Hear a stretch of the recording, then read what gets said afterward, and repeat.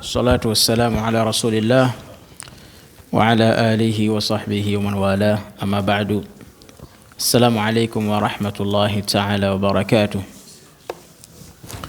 Alhamdulillah, we're here again to continue our Halaqa, talking about something inshallah ta'ala in the deen of Allah subhanahu wa ta'ala, hoping to get the blessings and the benefits from it inshallah ta'ala.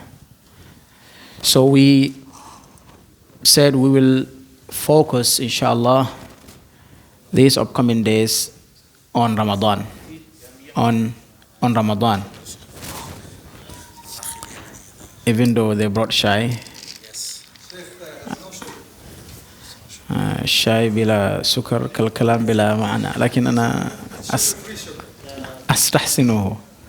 إذا كان الصومالي لازم ضروري هو السكر مع الشاي.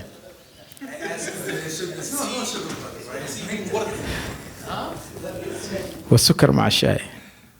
نعم. Yes. جزاكم الله خير. May Allah bless you for giving us the tea. In Mauritania they said إن الشاي عندنا مستحسن وكونه بعد الطعام أحسن إلا إذا كان الطعام كسكسا فمن قدمه فقد عكس ومن له مال بلا شراب فكونه كالحمار مع الكتب. نعم نحن نشرب الشاي إن شاء الله. إن شاء الله. So Alhamdulillah, the month of Ramadan is a blessed month, as we all know. It is the month, we can simply say, where we can all clean ourselves. We can all clean ourselves to be closer to Allah subhanahu wa ta'ala. Because, if you remember, there's a hadith that narrated by Aisha radiallahu anha.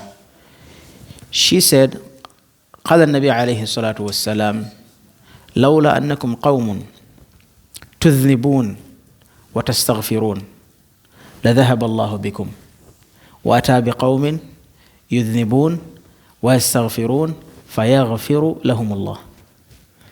If you are people who are not committing sins and repenting, if that was not your nature, Allah will remove you from here and bring other people who will sin, repent, and Allah will forgive them. So then Allah subhanahu wa ta'ala put stations for us to get the chance of forgiveness. And one of those stations is the month of Ramadan. It comes once a year. And Allah subhanahu wa ta'ala gives it to us so we can ask Him to forgive us. So He'll grant us the forgiveness. As the Prophet ﷺ said in many ahadith, in Hadith Abu Hurairah radiallahu anhu, when he said, a person will be unlucky if Ramadan comes to them, or if they make it through Ramadan and they are not been forgiven till Ramadan is gone. So all these things the Prophet is telling us that you must take advantage of forgiveness in the month of Ramadan. That's exactly what he's telling us. You must get the forgiveness that Allah subhanahu wa ta'ala is distributing in the month of Ramadan. So that's the reason why preparing for it is very, very, very important. Very important. So now, preparing the month of Ramadan will involve knowing the rules and the regulations for the month of Ramadan. It's one of the ibadat, one of the worships that repeats once a year. Even if I know all the rulings in the month of Ramadan and I don't go back to it for the whole entire year, I might forget. Because once a year, and everybody has just one brain, not two, right? So if you don't review, you may forget. You may forget about it. So that's the reason why when the Ramadan comes, we go and review the rules and the regulations, and we can exactly, remember the things that we have forgotten, or we can also increase our education level about Ramadan, maybe things that we have missed. So in each Ramadan, it's a build-up. We should build more, inshallah, to the knowledge that we have, and also to remind ourselves for the knowledge that inshallah we already had. So we said we learn more and we remember or we remind ourselves, or we go and check the knowledge that we might, gathered last year, inshallah ta'ala. So based on that, we'll start with the ruling of Ramadan itself. What is the ruling of the Ramadan? So we can simply say is an obligation, but beyond that is a pillar in Islam. As a Ramadan, as a month of fasting, the month of Ramadan is a pillar in Islam, and the proof of that is the hadith of the Prophet ﷺ. Somebody may say Allah subhanahu wa ta'ala said, fast the month of Ramadan, right? But just like any other obligation in the month of Ramadan. But what will specify it to be a principle, to be a pillar, is the hadith of the Prophet ﷺ that is narrated by Ibn Umar radiallahu anh, when he said, Buniyal Islamu ala khams. Islam was built upon 5 pillars. Who built Islam? Who built Islam? Allah subhanahu wa ta'ala. He's the one who built Islam upon these five pillars. And we understand that if a person breaks a pillar, there's a chance that the house will come down. So then Islam is built upon these 5 pillars. And one of those 5 pillars is the month of Ramadan. Or we can simply say fasting the month of Ramadan. And the Prophet ﷺ, he said, Allah subhanahu wa ta'ala has obligated upon us to fast it. So that makes it an obligation upon the Muslim, the believers. And then Allah subhanahu wa ta'ala also said in the Quran, فَمَنْ شَهِدَ مِنْكُمُ الشَّهْرَ فَلْيَصُمْهُ. If a person saw the moon, they must fast. So putting these proofs will bring an obligation upon the person, upon the Muslim, the believer. وَالْخِطَابُ لِلْمُسْلِمِينَ فَقَطْ. And that khitab, that command is only for believers.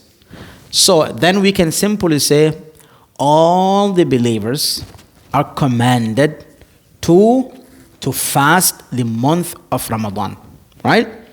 So now, are there, exceptionals? Are there people who are exempted from fasting? Yes, this is where the rulings will come and take place. It's where the rulings will come and take place. So we'll say the khitab or the amr is all the believers. Then who are the people that Allah subhanahu wa ta'ala and the Prophet alayhi salatu wasalam gave the excuse not to fast, or the permission to break their fast during the day of the month of Ramadan? Who are those people? And that will be a question that we'll be asking, and inshallah, I know we all know it, so you help me to remember also. We learned it long time ago.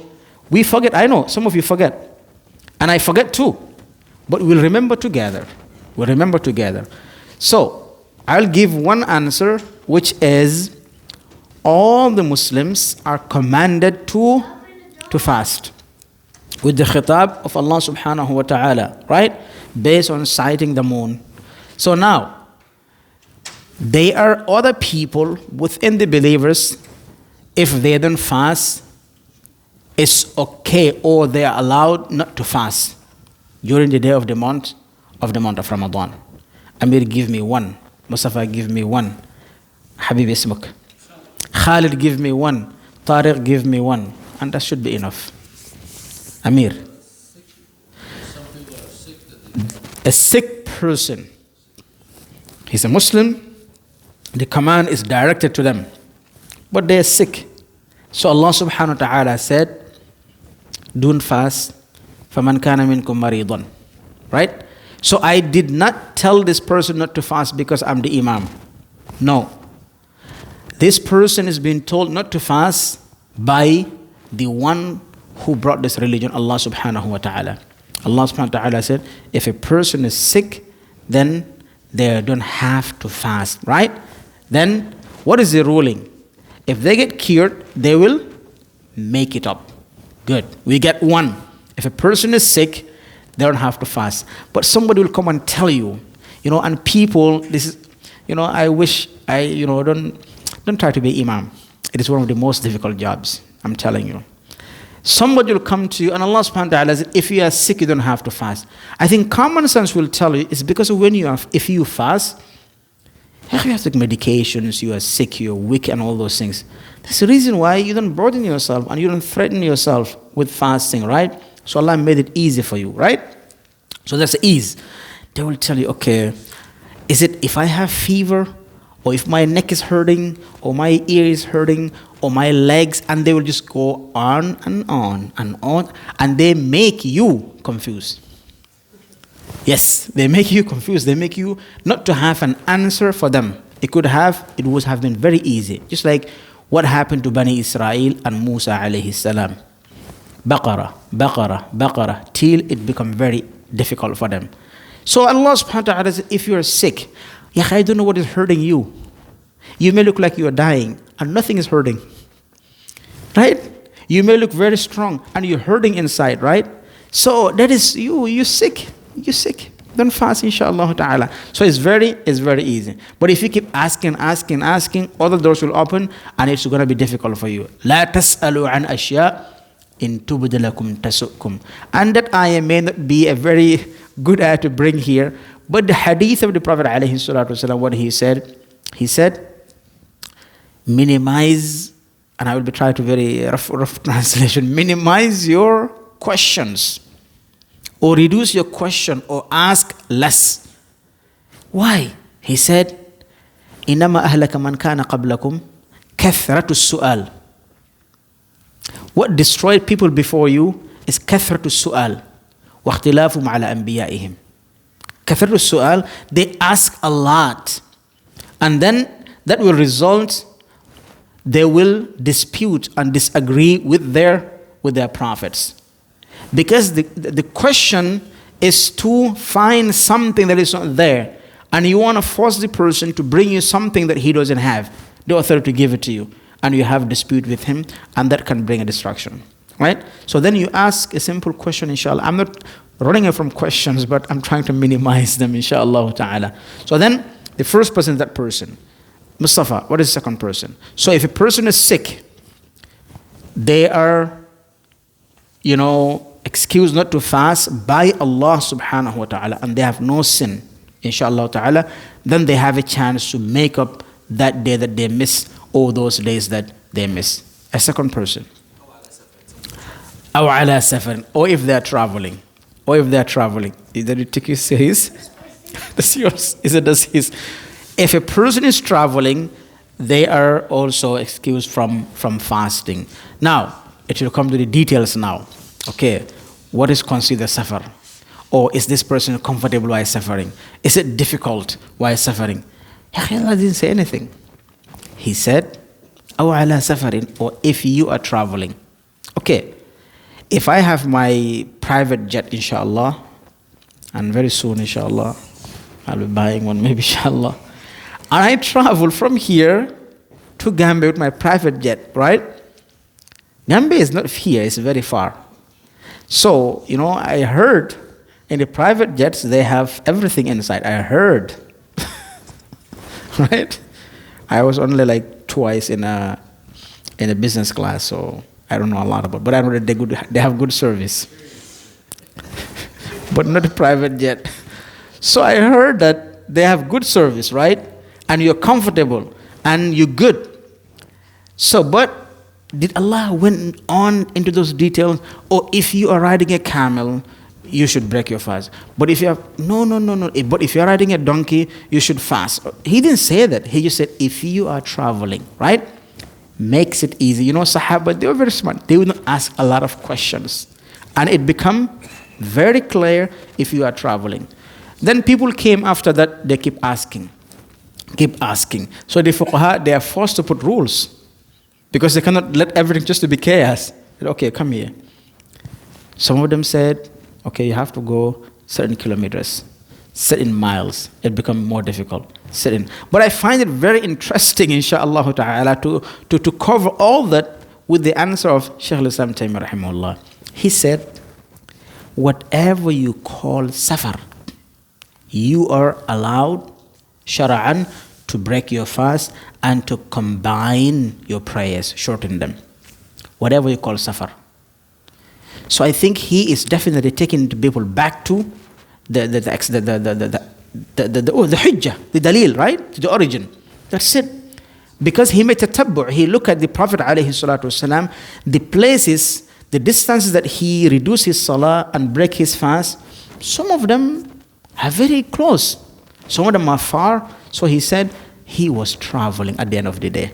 So then, whatever you call travel, you are allowed shar'an by these proofs to break your fast.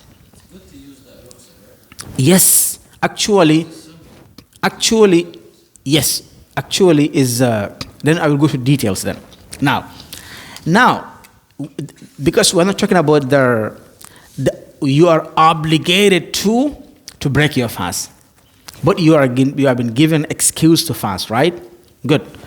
So then we go back to make sure that we do not dispute about this. Now moving on, right? The Sahaba, they were traveling. They said, فَمِنَّا صَائِمٌ وَمِنَّا مُفْطِرٌ. While we're traveling, some of us are fasting and some of us break their fast. لَا يُلَامُ عَلَى الْمُفْطِرِ وَلَا عَلَى الصَّائِمِ. The person who's fasting will not be blamed. And the person who break their fast also will not be blamed. And life moves on. So these are the Sahaba, right? But then that's the first level where it's not harmful, it's not difficult, it's not, it's okay. I can have my private jet going to the Gambia, I can fast, right? It's okay to fast, but nobody will tell me you have to, or they don't have a proof for that. You have to break your fast, right? You cannot tell me that. Or if I break my fast, I'm in my luxury nice jet, they will not tell me, oh, you are in a... No. The Sahaba, some of them are riding camel, some of them horse, some of them donkey, some of them are walking. But they said within us, some are fasting and some are not fasting. The person who's fasting will not blame the person who's not fasting, and the not fasting will not blame the other one. Okay. Now, one day they were traveling, and this was in Fath Makkah, right? They were fasting. And one of them was fasting and he fainted out of a thirst. And the Prophet ﷺ, he broke his fast. He was on his camel, he called for water and he broke his fast. Because that person is suffering, so the fasting is bringing a threat to him, right? So the Prophet breaks his fast. When he broke his fast, he said, break your fast. So the Sahaba, they said, we want to continue. He gave a statement. So this statement will be limited based on the aqwal for ulama. They said, the Prophet ﷺ, he said, لَيْسَ مِنَ الْبِرِّ الصَّوْمُ فِي السَّفَرِ. It's not in righteousness, fasting while traveling. That doesn't mean it's muharram. But the ulama, they said, if the fasting becomes difficult on you, if the fasting is bringing hardship on you, you have to break your fast, right? But if it is not, then it's bayna. You can fast, you cannot, you can also break your fast. I think these are very clear things, very easy to move on, right? I didn't leave a room for questions, right? Right? I think it's very clear.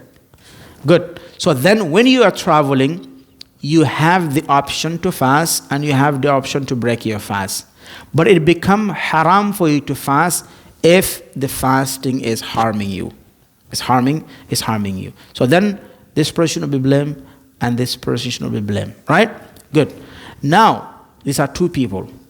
The person who's sick and the person who's traveling. Third person. Should I skip you?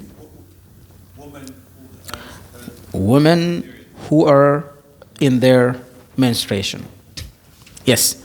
That, yeah, he's pointing himself. It's Tariq. Oh, yeah? Maybe Abir told you. Huh? She told you. So they know that it's Tariq who said this answer. No, he has to point himself. I cannot seem to mention his name. So, the women of their menstruation. So in this case, is it optional for them? No. In this case, it's haram for them to fast. It's haram for them to fast. So they have been given an excuse that it's not optional. They have to break their fast. And we can put along with them, and if a woman is in her, nifas also, after birth, right? So the Prophet ﷺ, he told the woman not to fast. In the hadith, he said not to fast, but after the Ramadan, you make up your fasting. Hadith Aisha, he said, the Prophet ﷺ, he commanded the woman not to fast if they're in their menstruation and to make it up. And he told them not to pray, but not to make it up. There's a difference. So the prayers, they will not make it up while they're in menstruation, but their fasting, they'll make it up after the salah. And somebody might say, and I heard my sheikh saying this, somebody might say, the month of Ramadan has a lot of blessings, right? And if a woman is in her menstruation, they might miss like 5 days, 6 days, right? Are they missing all these blessings because they're not fasting? While if they come back to make up their fasting, the blessings that were in the month of Ramadan for them will be still kept for them, and it will be dropped on the days that they're making up their fasting of the month of Ramadan. So we know that we have 3 people who we're pulling out. So, but all these people, their, this excuse that they have is temporal. It's temporal. It's just linked with, the situation, their condition. They're sick, they're traveling, and, the woman is also, in menstruation. So these are the 3 people. Okay, Khalid. Good. الذين لا يطيقون أو كبار السن. Good. The people, Khalid said, the younger people who cannot fast. They are Muslims, they are believers, among the believers, and the khitab, is for everybody, right? We can take them out. We said المكلفون لا يخاطب لكن يخاطبون لكن الخطاب بدون خطاب أمر. So these people, they are not commanded to fast.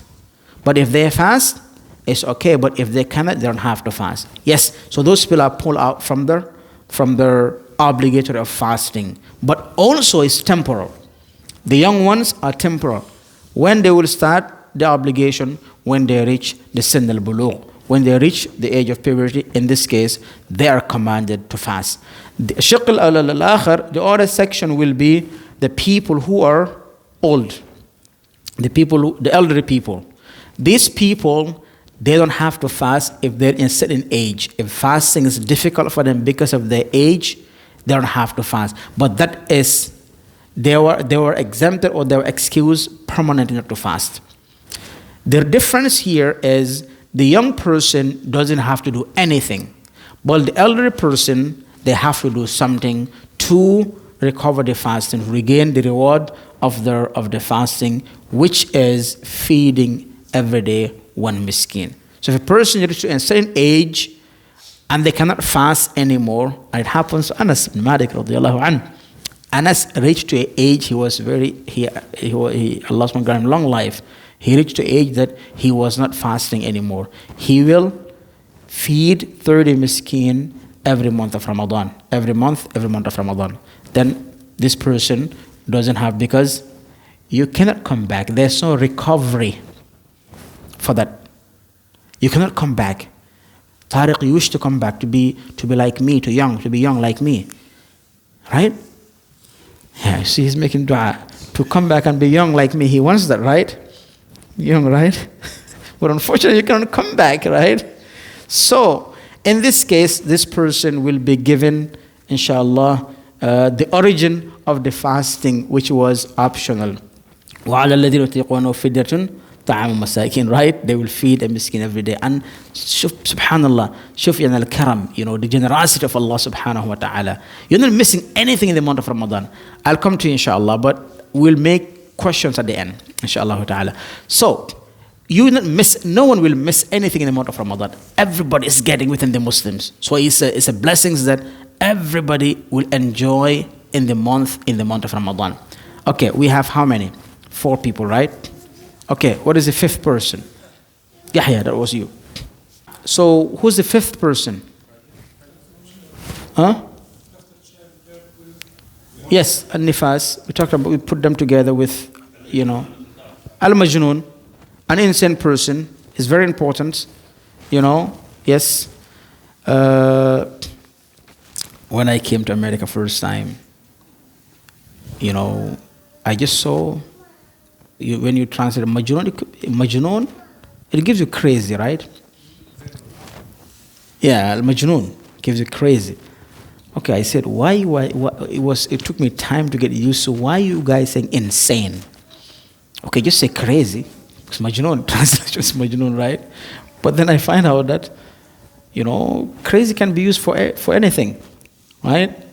But I learned from the brothers, all of them. When I say one word is not good, somebody will pull me in a corner and say, can you pronounce it this way? Just say it again. But I'm still struggling with messenger, Abdullah. Messenger, yes. I'm still struggling with that one. Alhamdulillah. So, the person who is insane. And that can happen sometimes. So this person who's insane also his excuses linked to his condition. Right? But he is not required to make up what he missed while he was insane, because at that time ما كان عليه التكليف. He was responsible to fast. Allah didn't give him responsibility to fast. That's the reason why if you go to the fuqaha, they will say, okay, how about if the person was fasting dhuhr time, that's it, he become insane. He fasted half a day, is he going to make it up? Some of the fuqaha, they said, yes, he has to make up that day, because they saw half a day in fasting, but they have to make up the whole entire day. So the ulama, fuqaha, they said, no. He is not going to make up that day. But al-arjah, if that comes to him, if he fasted or if he was sane part of the day and he was insane part of the day, when he comes back, when he's recovered, he make up that day. That's al-rajih. Lakin fihi ay akhar inda al-fuqaha. Right? So then this person is not responsible to fast. And also if they recover, they don't have to make up the days that they have missed, except this khilaf that happened between the fuqaha, if that happened during the day, of the month of Ramadan, does he have to make up or not? And al-arjah, as we said, he will make up those days, inshallah ta'ala. So these are the people. And I forget to mention also the sick person. There are people who are temporarily sick, and there are people who are permanently sick, right? People are temporarily sick, they will make it up. But people who are permanently sick, those people and the elderly people, they come to the same ruling. And what is that ruling? Tariq. The people who are sick permanently and people who are elder people, what is their ruling? No. They're sick permanently.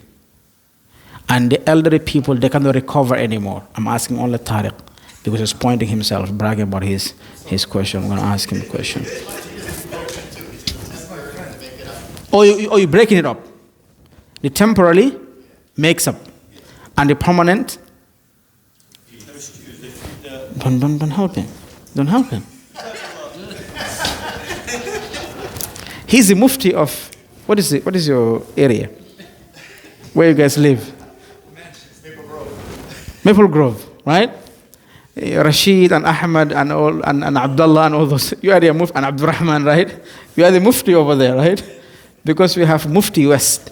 Abdullah Shadhi, he's the mufti here, this area, our area. So yes, so the person who's elder, they will not make up, but they feed, the same as the person who's permanently ill. Now, so these are the people exempted from fasting, right? Now, when the fasting starts, what time during the day the fasting begin? Breakfast? After you finish breakfast. What time during the day the fasting start? Because the fasting is in Nahar, right? So what time exactly it begins and what time it ends? Because that's the rukun of fasting. From this time to this time. From dawn to sunset. So, and when you talk about the Sahaba 1400 years, and I will bring the story of the Sahabi, it's not, I forget the name. It happens to me here on the east side. Somebody came to me and said, breakfast is when the fasting starts. And he argued with his wife, and his wife called me. He said, my husband is here, you're on a speaker, he eats till in the morning. We were time that we ate breakfast around 8 o'clock. He said, this is when this fasting started, and this is how he's doing it forever. And he's an older person, I know him. I felt shy just to say, no, he's wrong. I try to be nice, It's just like what the Sahabi had. What Sahabi? Sahabi said, I used to, Allah subhanahu wa ta'ala said, حَتَّى يَتَبَيِّنَ لَكُمُ الْخَيْطُ الْأَبْيَضُ الْخَيْطُ الْأَسْوَدُ مِنَ الْفَجْرِ, right? He said, I used to have two strings, and some of them they said imamatain, aswad wa abyad. I'll put them tahta wisadati. I'll put those two imama underneath my pillar, and I will eat. I'll look at them. I won't see the difference because they don't have lights back in the days, right? It's dark. So he said, I'll keep eating and drinking, enjoying life till I can differentiate between these two colors. I stopped. So when he told the Prophet ﷺ, he said, the Prophet told him, Inna imamataka al-arid. He said, your imama, your scarf is so big. It's the whole entire dawn. The Prophet ﷺ said, it's the break of the dawn. When you see the darkness, the difference between the darkness and the light and the brightness is where the fasting begin. Alhamdulillah, technology is helping us. We know exactly when the Fajr comes, so this one we don't have to really argue about it or have any problem with it, right? So then it starts from there. When does it end? When sunset. Also, we don't have any problem with that, right? When sunset. So 2 minutes I'll have questions, inshallah, and answers. Fadal. Because it was the same conversation here at the mosque. Mm-hmm. I think last year. When the call of prayer at Fajr, do you still eat until it's done? No, you stop. That's it. Yes, I see people eating while the adhan is going on. They said till the adhan ends. The adhan is inside the salah. It's inside the time. Dukhul al-waqt. Yes, the Prophet said, eat and drink till you hear so and so making adhan. That's it. So they said making adhan. They said they want to play with the law, but of course, that's not what is recorded by the Sahaba. You stop. At least you should stop. And people like Yahya, you know what they do? They eat and they look at the time by second. 30, 40, 50, 59, and they stop. No, that's not fair. Just stop. A minute, at least be fair. A minute, right? A minute or two, or at least 5 before the adhan, inshallah. That's good. So now we have the first, the fasting has only two arkan, 2 pillars. The intention and abstaining from food and drink and all shahawat from break of the dawn to sunset. These are the 2 pillars of fasting. You have the intention of fasting. You have to have intention before you fast. You have to have intention before you fast. The Prophet ﷺ, he said, the person who did not sleep with their intention of fasting will not have fast. So then inshallah, it's very simple. Your preparation for your iftar, for your suhoor and all those things, that should be inshallah your intention. And then you stay away from eating and drinking or anything that breaks the fast till sunset. These are the 2 principles of fasting. Now what will be in between is what gives you more reward and what decrease also the reward of the fasting, right? When you fast, there are actions that will increase the reward within the fasting, decorate your fasting, put more layers into your fasting, and there are actions also will strip the good things from your fasting. So these are things that inshallah we'd like to talk about tomorrow, bi'idhnillahi ta'ala. And we'll stop here for questions. We have 10 more minutes, inshallah, for this salah. Abdurrahman, oh, it's 45. Okay, we have Abdurrahman first. Tariq, we have Abdurrahman.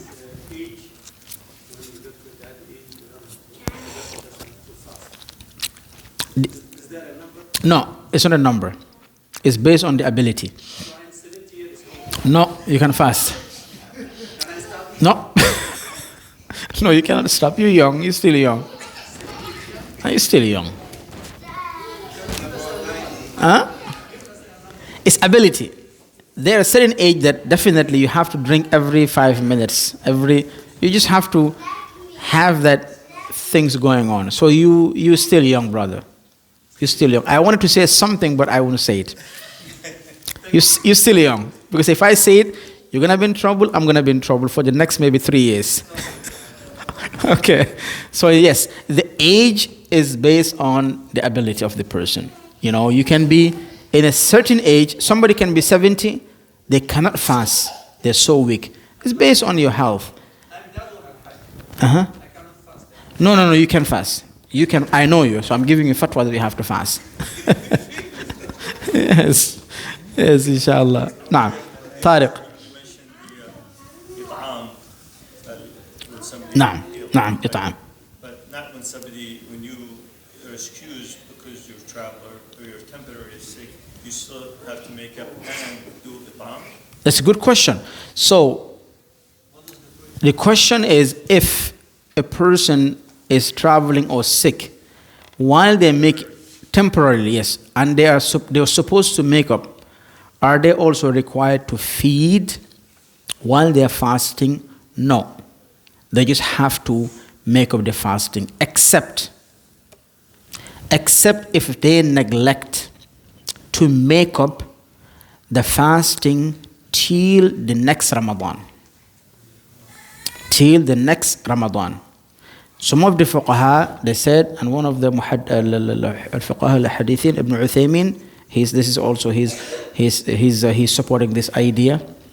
He said, if a person neglect to fast, and this من الصحابة من قال هذا القول, if a person neglect to fast, like let's say they miss days in this Ramadan, and they have 11 months to make it up, but they did not, for any reason, till next Ramadan.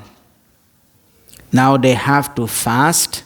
After that Ramadan, they have to fast that Ramadan. Then they have to make up the days that they missed after the Ramadan. While they're making up, they have to feed each day one miskin. Makes sense, right? واضح? When the following Ramadan arrives? Yes, when the following Ramadan arrives, because they cannot make it up anymore. They only get one calendar year. Yeah, one calendar year. If that pass, they will make up and feed again. Yes, because it's a penalty. As long as they make it up, Yes, they don't have to feed. whether you are Traveling or sick. Yes. Naam. Any other question? Naam, Sheikh.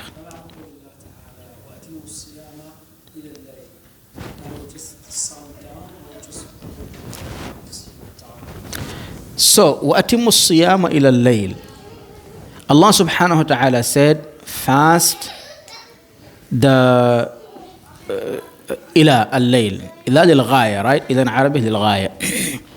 إلى الليل. Fast the month of Ramadan till night, right? So here, when night starts, because of when I say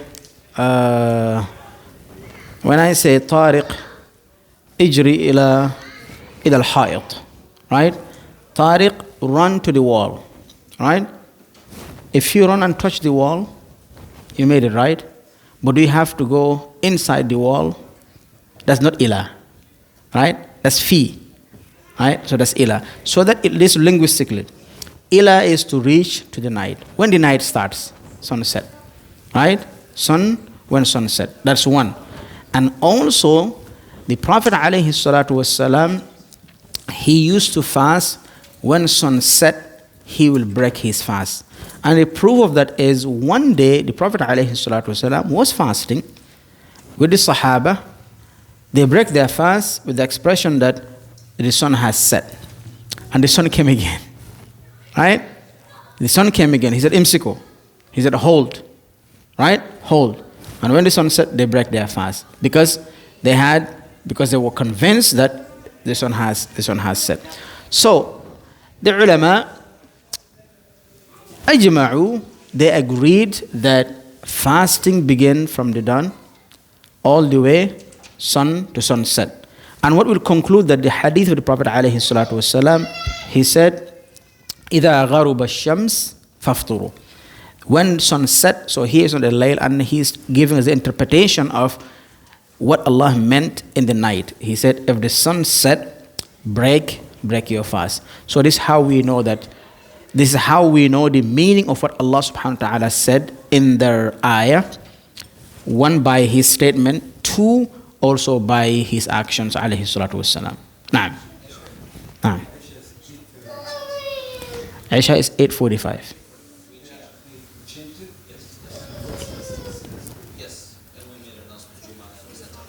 It's 8:45. You see? You change, announce, yeah, change it. Naam. Naam. So, you got it right? I answered the question, right? Naam. Naam. Faddal Muhammad. How do they calculate Fajr? That needs some technique. Because for us, we wake up right in Fajr time. So you are not lucky to see the difference between before Fajr, because we are not used to it, right? But if you are used to wake up before Fajr, you compare between Fajr, Al-Fajr al-Sadiq, and Al-Fajr al-Kadhib, you will see the big difference, right? And if you want to practice that, I can teach you that, but not in medicine. You have to come to Gambia with me.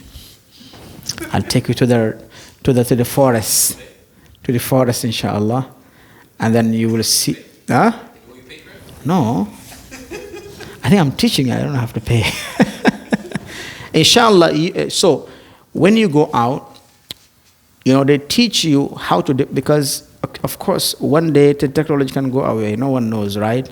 So we still have the techniques how to differentiate between, how to know exactly when Fajr starts, the Fajr al-Sadiq, when Dhuhr starts, right? When Asr starts, Maghrib is known, right? When sun set. So all these things are known, it's in the Kutub al-Fuqaha and it's well practiced. But now, we don't need to use it anymore. But we need to preserve that knowledge, for the future. Yes. So you will see the Fajr al-Kadhib, which has a lot of taqallubat. It changed a lot. But Fajr al-Sadiq stays till the brightness of the day comes and take it away. So the verse of yes, that's exactly. It's referring to the Al-Fajr al-Sadiq wal-Fajr al-Kadhib. So Al-Khayt al-Abyad is Al-Fajr al-Sadiq, that stays with the brightness of the morning, right? The Al-Khayt al-Aswad is the darkness of the night. If you see the horizon, you see the darkness in the night. That darkness goes away and become clear when the Fajr al-Sadiq comes. You will see the brightness of the Fajr al-Sadiq, and you see the difference between that brightness and the darkness of the Fajr, that is Al-Khayt al-Aswad. Oh yeah, you can. And yeah, you can. No, I'm just joking. That was a joke. Yes, it's everywhere. Yes. Just I want them to come to Gambia, all of them, especially the young ones. Naam, Abdurrahman. Yes.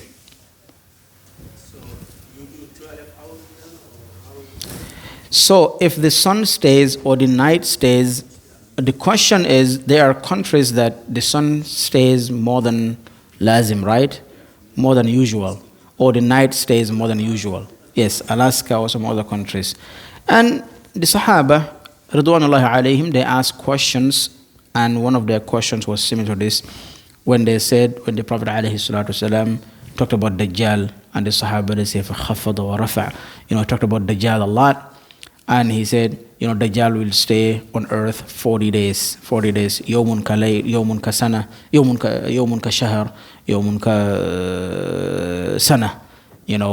And as he says, alayhi salatu wasalam, one day will be like a week, one day will be like a month, one day will be like a year. That's how it's going to stay here. So the Sahaba, they said to the Prophet alayhi salam, how are we going to pray if one day is a week, or if one day is a month, or one day is a year?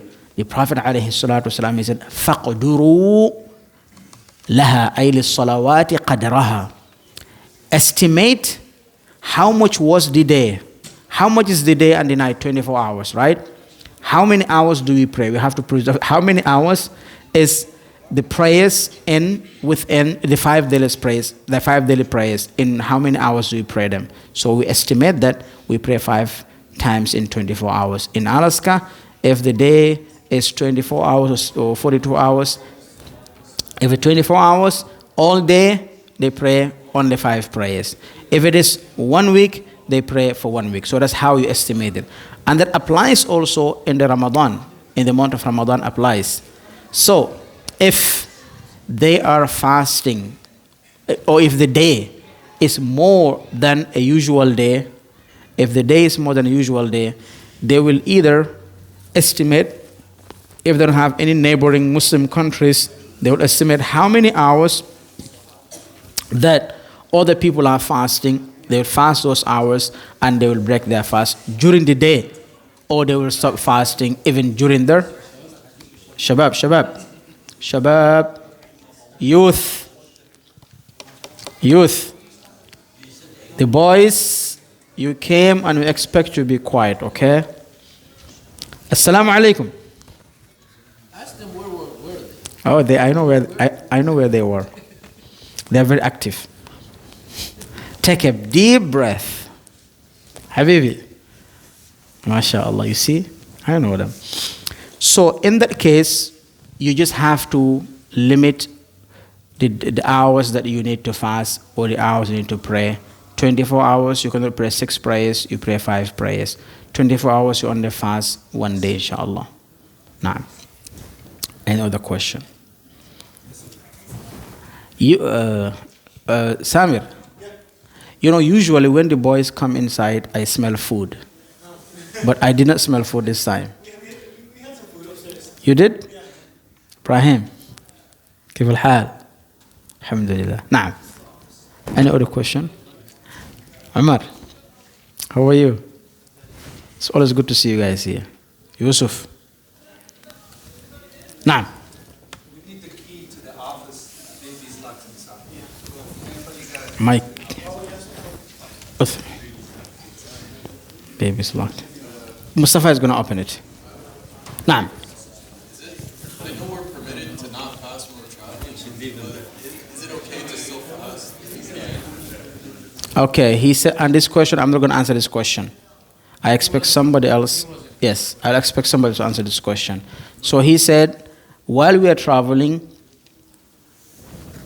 Like if we're traveling, I know it's permitted not to fast, but we can. yes, so he said, while we're traveling, he knows that we are permitted not to fast, but can we still fast? Yes. Yeah, you can. We talked about it. في مضر نعم. Except if the fasting that you do while traveling is harmful to you. Yes, we did that. We covered that. So, Nafid. Come earlier, Nafid, okay? Okay, inshallah. All the halaqat, they will be after Maghrib, inshallah, now moving on. And we're going to be having tafsir of the Quran in Ramadan after Asr. 45 minutes to 1 hour after Asr every day, inshallah ta'ala. Naam. Is it true that it's better to not fast if you're traveling? We talked about it. We talked about it. Yeah. How about you Watch the video. join the WhatsApp? And also when you watch, put like. Yeah. No one watch the YouTubes. That's what they say. Subscribe. That's what they say, right? Okay. Ring the bell. Announcement, join the WhatsApp group, inshallah, so you can get the announcement when the halaqat. Yes. Tariq is our technician. He does a good job. We started all these things in his basement. Ask him the question. So, which question? Tariq has a question?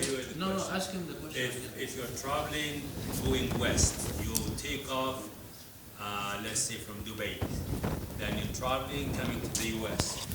So talk a little bit about the time that you start. Eating is in Dubai, but how about breaking the fast? Where do you Wallahi, don't fast, please. It's too complicated. Don't fast. If it is too while you're traveling, like it's very, there's a salah part of it, but there's a fasting part of it. And if you go to the fuqaha, they have a lot of dispute. Oh, you are in this zone, time zone. It's a lot actually. But my advice is not to fast. How about the other way around? If you are coming from here, If you're traveling from here, it's much shorter. Yes. So you just go ahead and break your fast. Yes. When you travel, you leave medicine, break your fast. And I'm responsible for that, inshallah. Except if you're going to Sun Prairie. Yes.